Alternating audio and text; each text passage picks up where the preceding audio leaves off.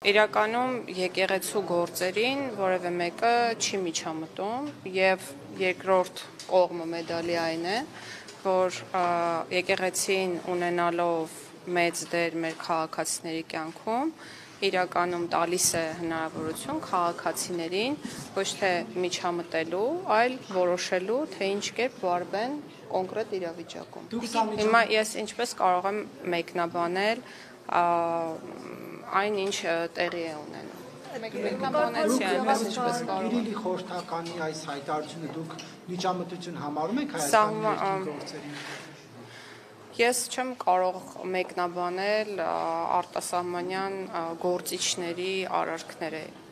Տիկին նախարար, արդյոք Նիկոլ Փաշինյանը չի վերազանցել իր լիազորությունները եւ արդեն շատ որ պաշտոնեական լիազորության վերազանցման մասին էի խոսում։ Թողեք կներեք, ավարտեմ հարցը։ Շատ իրավաբաններ են կարծում, որ Նիկոլ Փաշինյանը իշխանությունը սահմանադրության կարգն է տապալել խառնվելով եկեղեցու գործին։ Երբ որ Մայրաթորը հայտարարում է, որ տվյալ քահանան կարգալույծ է, իշխանությունը չի որ պետք է որոշի նա կարգալույծ է թե ոչ։ Այսինքն նա ինչ որ ձևով մտնում է եկեղեցու գործերի մեջ։ Եկեղեցին սահմանադրական կարգ հասկացության մեջ ընդհանրապես չի մտնում։ Երկրորդ վարչապետի կամ որևէ այլ պաշտոնատար անձի լիազորությունների շրջանակներից դուրս է պատարագի գնալը, դա ուղղակի ցանկություն է, որը կարող է ունենալ յուրաքանչյուրը, այդ թվում վարչապետը։ Ինչով է դա միջամտություն եկեղեցու գործերին, եւ ես ձեզ խնդրում եմ այն ինչ տեղի է ունենում կոնկրետ անհատների հետ, որոնք հանդիսանում են եկեղեցական սպասավորներ, երբեք չկապել եկեղեցու հետ, որովհետև դրանք տարբեր բաներ են։ Որպես արդարադատության նախարար, այդ ամեն ինչը չէ կապում, բայց գոնե երեք տեսել եք այն կադրերը, թե ինչպես անվտանգության ծառայողը քաղաքացուն բերանը փակելով դուրս անում եկեղեցու, դա հաղթում է թե չէ։ Կադրեր չեմ տեսել, բայց եթե բռնարարքի մասին է խոսքը, իհարկե դա քննադատելի երևույթ է, ոչ միայն քննադատելի, այլ նաև օրենքով պատժվող, եւ եթե այդպիսի բան է տեղի ունեցել, որը կրկնում եմ, որ ես չեմ տեսել, այդ մասին թող մտածեն իրավապահ մարմինները եւ տան համապատասխան արձագանք։ Կարծում եք, որ պետք է Նիկոլ Փաշինյանի անվտանգության աշխատակցին պատժել քաղաքացու դերանը եկեղեցուց։ Ես կարծում եմ, որ ցանկացած աշխատակից պետք է գործի իր լիազորությունների շրջանակներում, բայց ես եւ մենք այստեղ այս պահին գնահատականներ չենք կարող տալ, թե արդյոք որևէ անձ, այդ թվում որևէ լիազորություններ կրող պաշտոնատար անձ գործել է իրավաչափ, թե ոչ։ Այդ հարցի պատասխանը կարող են տալ միայն իրավապահ մարմինները։ Եվ տիկին նախարար, մեկ այլ երևույթի մասին շաբաթ օրն էլ հրապարակվեց մի տեսանյութ, որը վերագրվում է Մայրաթորի դիվանապետին, խիստ անձնական բնույթի մի տեսանյութ։ Ինչպես է ստացվում, որ Հայաստանի Հանրապետությունում, որը ներկայացնում է իրավական պետություն, ժողովրդավար պետություն, եւ նման տեսանյութեր են պատրաստվում եւ հրապարակում, իդեպ այդ տեսանյութերը ոչ բոլորին է հասանելի, այսինքն ոչ բոլորը կարող են անել հատուկ ծառայությունները, մեծ լծակներ ունեցողները, ինչու պետությունը չի պաշտպանում իր քաղաքացիներին։ Ես չեմ կարող ասել եւ չգիտեմ ով կարող է դա անել եւ կամ չի կարող անել, ես կարող եմ ասել մեկ բան, որ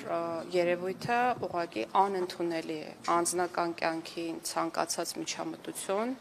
հատկապես եթե դա զուգորդվում է որոշակի տեղեկությունների հրապարակմամբ, անընդունելի է եւ ոչ միայն անընդունելի է, այլ նաեւ քրեորեն հետապնդելի է։ Հիմա գործ կա դրա։ Ես տեղյակ չեմ քրեական գործ։ Ենթադրում եմ, որ վաղ թե ուշ քրեական գործ պետք է լինի, եթե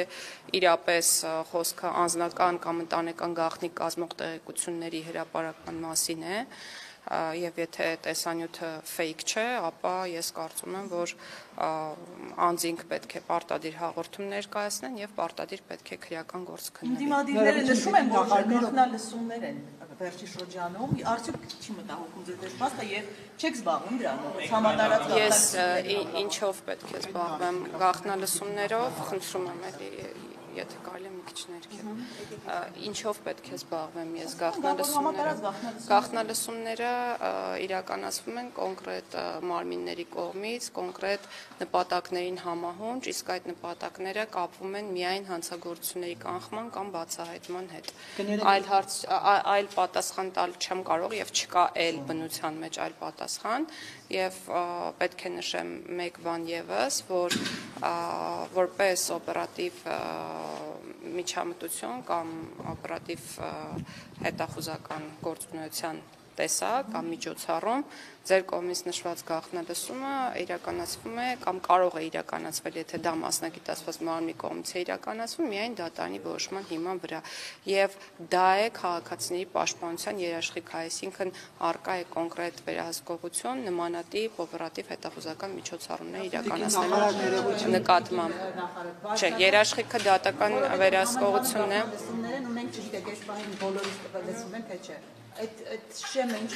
Բայց դա նոր իշխանությունը իրավունք չունի եւ չի կարող թույլ տալ կամ չտալ հատել որևէ շեմ, եթե խոսքը օպերատիվ հետախուզական միջոցառումների մասին է։ Բայց ես կարծում եմ, որ անձնական տվյալների ոչ իրավաչափ օգտագործման, անձնական կյանքի միջամտության հետ կապված բոլոր դեպքերը պետք է արժանանան համապատասխան արձագանքի եւ այն անձինք, որոնք որ ապօրինաբար օգտագործել են անձնական կյանքին առնչվող տեղեկությունները, ինչպես նաեւ հրապարակել են, պետք է ստանան իրենց արժանի եւ խիստ պատժամիջոցներ։ Միայն անձնական կյանքի մասին տեղեկություններ տարածում հենց առաջինը Նիկոլ Փաշինյանի կողմից եղավ առանց տեսանյութի, սակայն մարդկանց անձնական կյանքի վերաբերյալ տարբեր գրառումներ եղան։ Ում կյանքի վերաբերյալ այն հոգևորականի, որը խախտել է գրառումը չկատարեր, այդ դեպքի վերաբերյալ հանրային մեծ հետաքրքրություն չէր առաջանա եւ տեսանյութը միգուցե եւ չհայտնվեր համացանցում։ Սա էր ուզում ասել։ Գուցե եւ ոչ, բայց վարչապետի ասելիքը այն էր, որ պետք չէ եկեղեցականները թողնեն իրենց գործը, ուխտը, առաքելությունը եւ փորձեն զբաղվել քաղաքականությամբ եւ անընդունելի է, որ եկեղեցին ունենա այնպիսի սպասավորներ, որոնք իրենց արժեքներում կեղծ են։ Տիկին Գայլան, կներեք, դուք ասում եք, որ հատուկ մարմինները միայն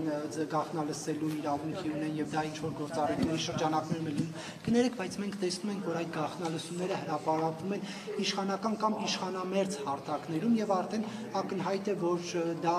եթե ինչ որ գործի շրջանակներում է եղել, ինչու իրավապահ մարմինը չի հրապարակում, այլ լրատվամիջոցները։ Ես չասացի, որ հատուկ մարմիններն ունեն միայն հնարավորություն, ես ասացի, որ իրավաչափ գաղտնալսում իրականացնելու իրավունք եւ հնարավորություն ունեն միայն օպերատիվ հետախուզական գործունեություն իրականացնող մարմինները, ինչը չի բացառում այլ անձանց կողմից ոչ օրինական ճանապարհով գաղտնալսումների իրականացումը, որը եւս քրեորեն հետապնդելի արարք է։ Օրեր առաջ մենք ականատես եղանք, որ Հովանավանքում ցուցարարները կամ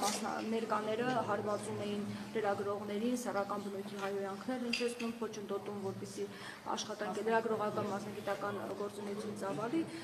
այս ամեն ինչի դուք ինչ գնահատական կտաք, միջեմակ իրական գործ հարուցված չի եւ նաեւ նկատել էր, որ ոստիկանությունը դիտորդի դերում է եւ չէ փորձում կանխարգելել գործողությունները։ Ցանկացած գործողության,